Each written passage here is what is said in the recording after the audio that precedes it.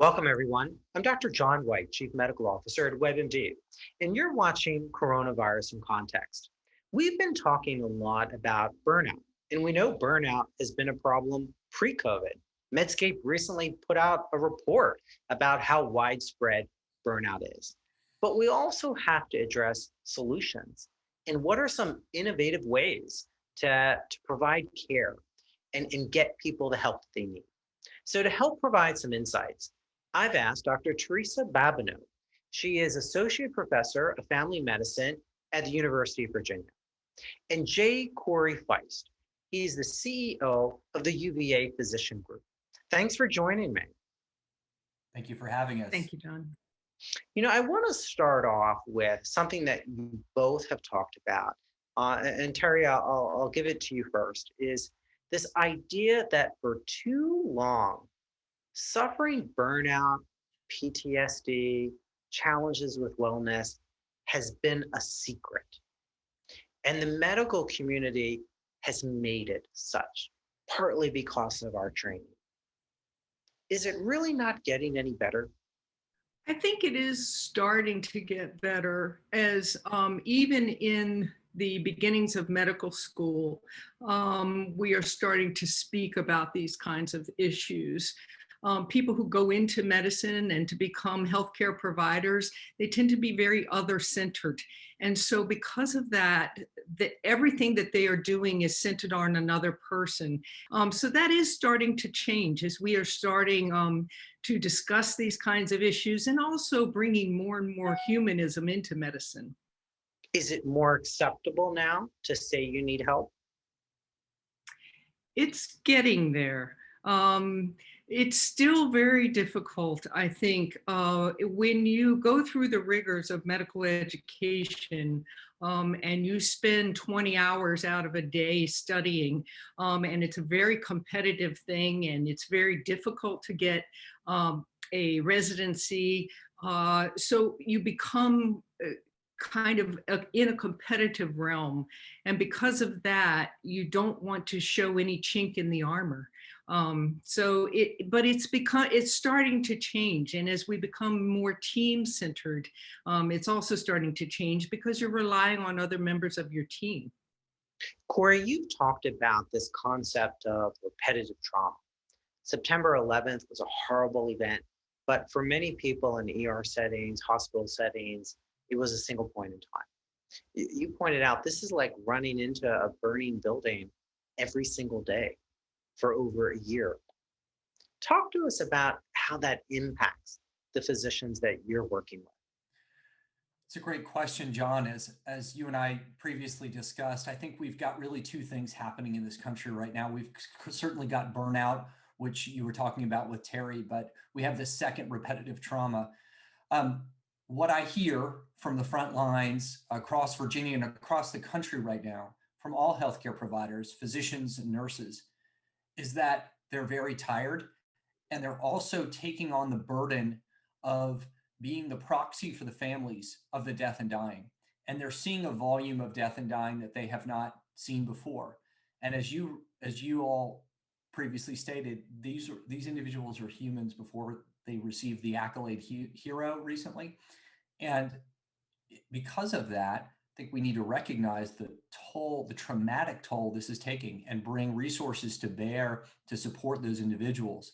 And what we know about trauma is that many times the symptoms of the trauma or the manifestation of the trauma doesn't really come out until down the line. So even though our COVID numbers are looking a little better, our vaccine numbers are looking better, the manifestations and the harm of this trauma is going to be long lasting, and hospitals and health systems need to come together to support the well-being of their workforce. And this is going to be an important component of that work.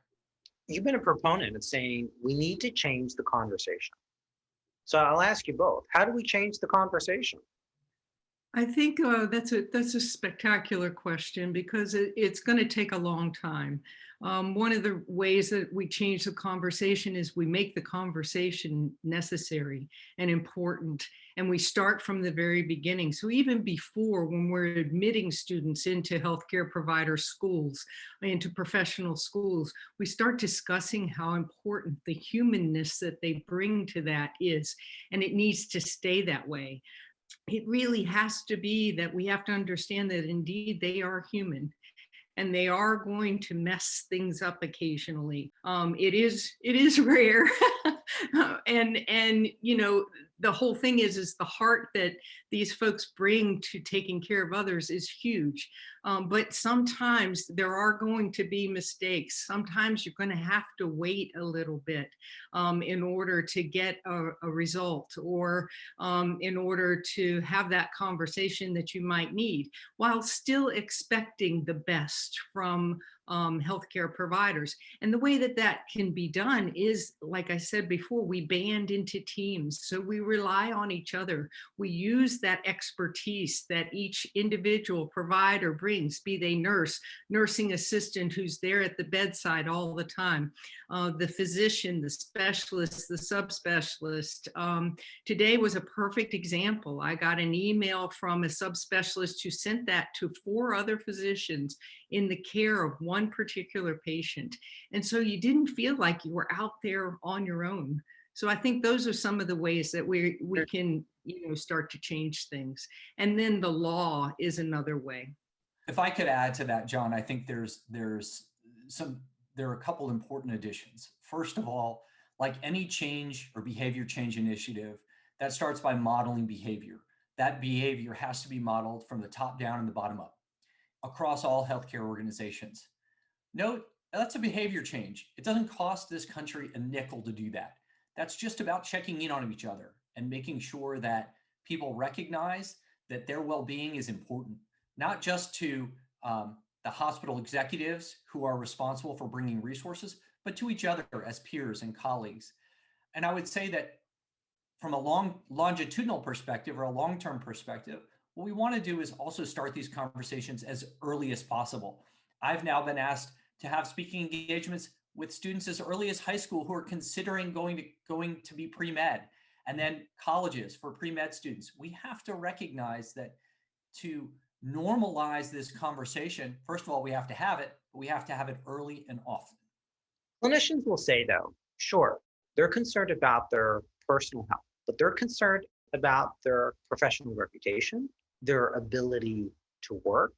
The aspects of licensure will often ask them questions that they're concerned that if they seek help, that they'll be penalized. So Terry, I want to ask you about a program, SafeHaven. You're the volunteer chief medical officer of that program. Tell our audience what SafeHaven does. Well, SafeHaven is really I believe, an innovative program that adds to other programs that are available in many healthcare workplaces. SafeHaven began with a change in the law in the state of Virginia that now is being replicated in multiple other states. And with that change, the Medical Society of Virginia advocated and was signed into law last year that if a physician recognizes that they need not only mental health care, but maybe even just some coaching. Maybe they need a little bit of help in how to more effectively see patients, or time constraints that they are found under, that they can seek that help without any retribution to themselves.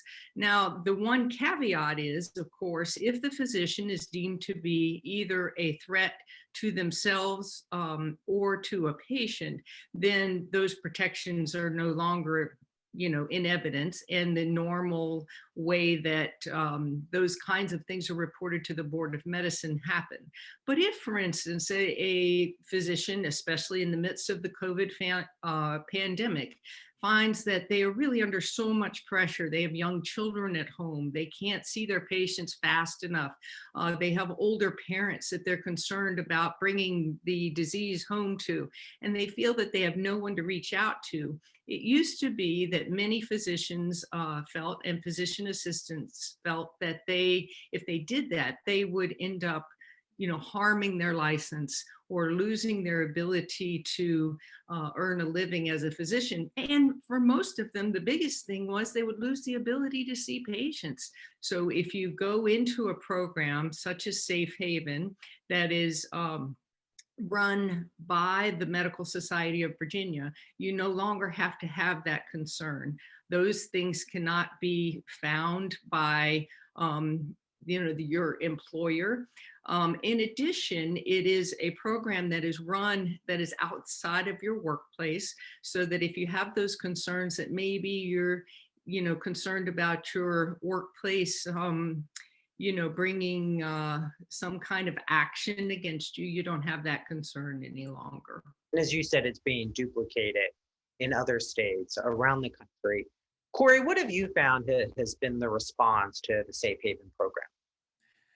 There's been great support for this. I mean, I think if you start from the perspective of the stigma associated with getting mental health support is pervasive, and there are many layers to it. The licensure is one of those. Credentialing and privileging applications, medical malpractice forms, insurance credentialing forms. There are so many layers across the healthcare industry. This is an excellent starting point, and the physicians and others are very supportive. But it's also there's a degree of trepidation because this has been so reinforced. And so I think we as a society, as a medical society and a healthcare community need to launch a significant education campaign as to what is real and what is not. And the last thing I would say that's the hardest part about this work is because every state is different, whereas a physician may be working in a state that has favorable laws today, they may think about going to a different state tomorrow, which has less favorable laws. And so that still may be an impediment to getting help. So we really need to make this change, offer programs like Safe Haven across the country. I was speaking with the American Medical Association just this morning, and they were talking about this program as a model that they're trying to help us replicate. So it's a great program, and it's one that we really need to scale and advertise so that we can help make a real long-lasting impact. Corey, you're also the co-founder of a foundation, the Dr. Lorna Breen Heroes Foundation, in honor of your sister-in-law. Can you share with us her story? Sure.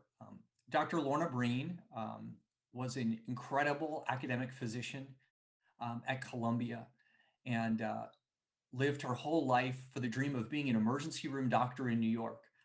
She studied at Cornell undergrad, got her medical degree from the Medical College of Virginia, did her training at Long Island Jewish Hospital, and was double boarded in emergency medicine and internal medicine, and was the medical director for New York Presbyterian's Allen Hospital in the northern part of Manhattan for over a decade. Lorna was at the pinnacle of her career. She was in this last year going back and getting her MBA from Cornell's MBA MS program in healthcare administration. And she was at the top of her game. She was an amazing sister, family member, sister-in-law, the crazy aunt to 8 nieces and nephews. In this last year, she made national news because of her death. In a very short period of time, Lorna contracted COVID while treating patients in Manhattan, attempted to run the medical, serve in her role as medical director remotely while trying to recover from COVID in the heat of the pandemic, at the height of the pandemic in March. Went back to the workforce as soon as she was afebrile for about 48 hours, and was so overwhelmed with the death and dying, coupled with 12 to 24-hour shifts, days in and day out, that she became suicidal, which is just baffling for a human who had never had one scintilla of mental health history. And so my wife, Jennifer, after receiving a call from Lorna, after she'd been back on service about 4 or 5 days, got Lorna out of New York City and got her an inpatient admission to the University of Virginia, where she spent about 11 days. Tragically, she took her own life about 5 days after that. And the conversation that we're having is in part inspired by her real desire to take care of the well-being of her colleagues. She was published on well-being in emergency room operations just a year ago, November. And she cared deeply about her colleagues as much as she does about her patients. And so we believe that this is an extension of her work to take this well-being conversation to the national scope, as well as every single state trying to change the laws. Because I will say there were 3 big contributors to her death. The first was contracting COVID. The second was the trauma associated with seeing the death and dying and not being able to do anything about it. But then the third was the stigma about asking for help.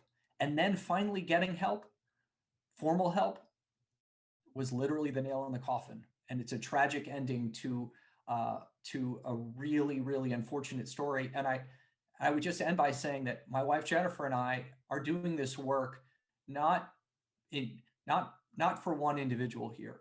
We're doing this, as I said, as an extension of Lorna's caring for her healthcare community and our caring, so that we can prevent future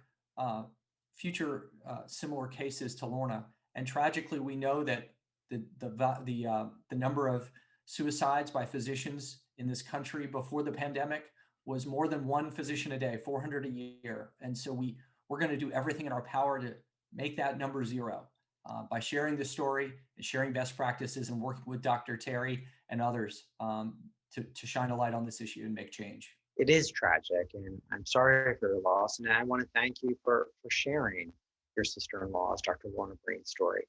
Terry, are you optimistic that we're going to get to where we need to be? We've had bumps all along the road.